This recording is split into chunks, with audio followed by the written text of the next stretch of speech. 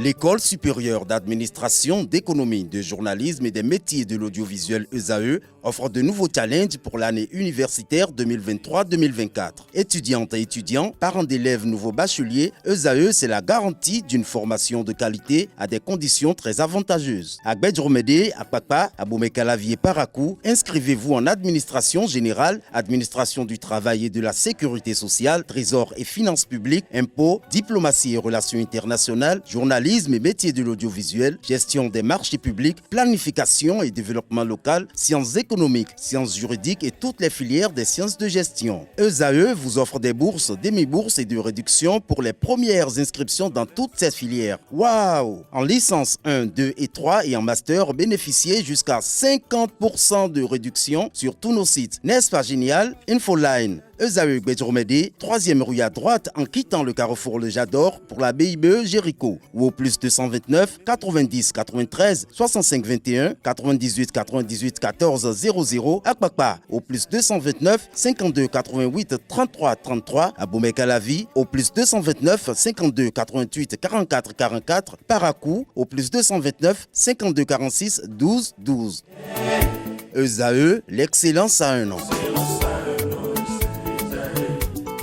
Aneldo, bonjour à nouveau. À nouveau, bonjour Abdelkader. Dans un premier temps, sur cette page des sports, nous parlons du programme de la 3e journée de la Super League Pro qui démarre ce mercredi. Effectivement, ce mercredi 21 février 2024, c'est 8 rencontres qui sont programmées pour cette 3e journée de la Super League professionnelle saison 2023-2024. Alors que certaines équipes veulent prolonger leur série de victoires, d'autres espèrent leur première victoire pour se relancer dans la compétition. Au stade Omnisport de Toffort, l'association sportive du port autonome de Cotonou ASPAC tentera d'enregistrer sa première victoire en cette saison de la Super League professionnelle. Après 2 matchs nuls et vierges, les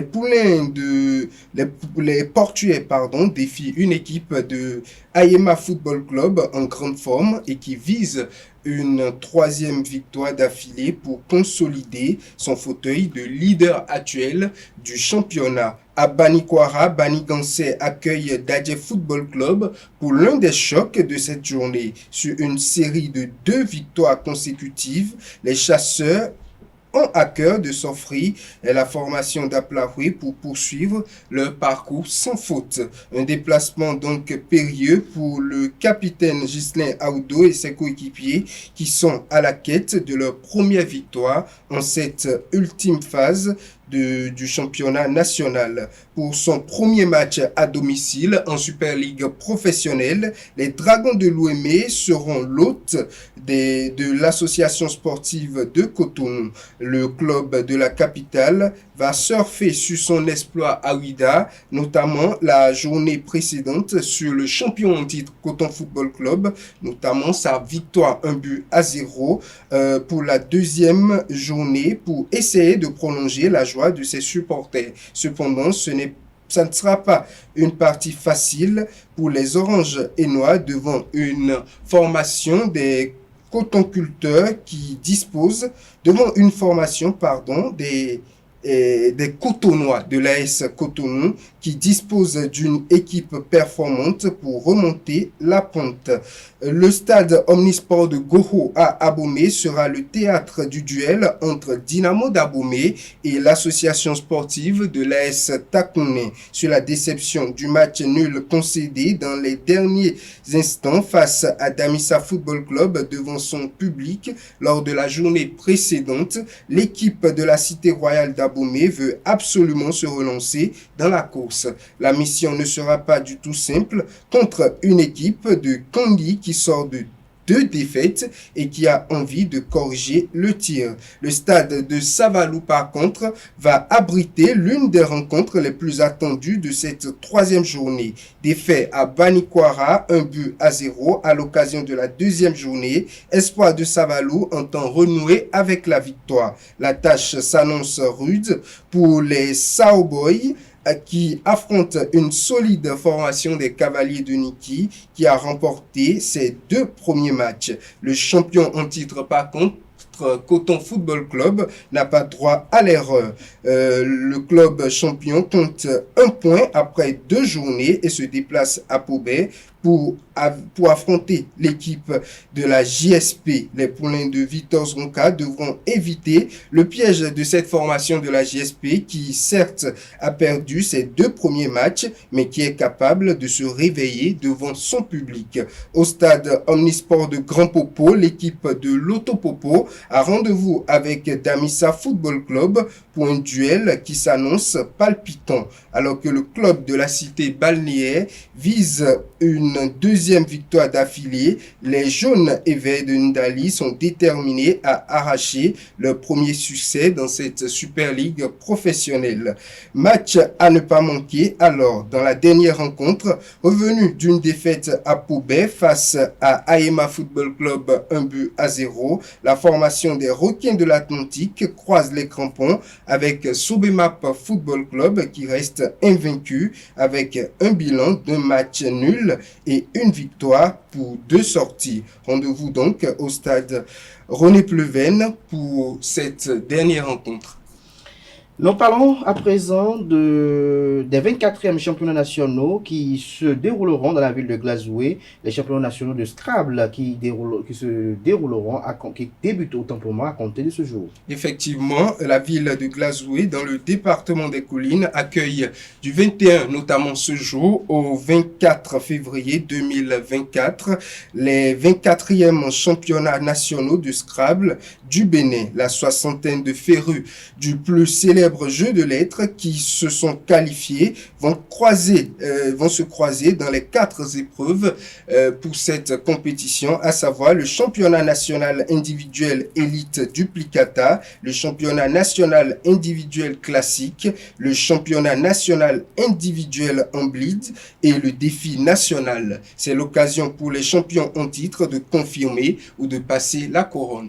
Le ministre des Sports a rendu une visite au Guépardo U15 et U18. Nous en parlons. C'est ainsi, les U15 ont rendez-vous en avril prochain au Zimbabwe pour la Coupe d'Afrique scolaire, tandis que les U18 se préparent pour la Coupe du Monde en Chine en mai prochain. Benoît Dato, le ministre des Sports, est allé doper le moral de ses représentants béninois, mais aussi pour voir le travail de préparation que le coach Séverin Danha amorce avec ses poulains. Je vous invite à suivre le message du ministre des Sports devant les jeunes joueurs. Nous, notre partition, nous sommes en train de la jouer là, à travers ces regroupements.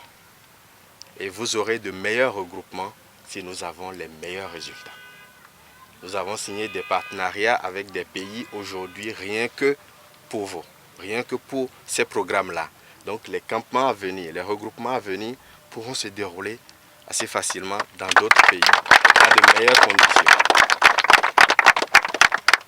Et d'ailleurs, je m'en vais vous dire qu'au niveau des classes sportives dont vous êtes la résultante, il y a une évolution à ce niveau-là. Il y a 76 autres classes scolaires, classes sportives que nous allons ouvrir dans les divers CEG pour compléter les 88 qui existaient.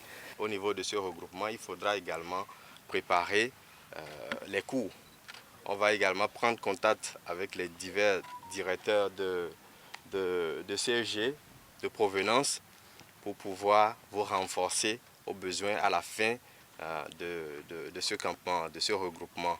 D'accord ? Il y aura d'autres regroupements à venir. Vous partirez à la fin de ce campement avec une fiche technique, chacun de vous.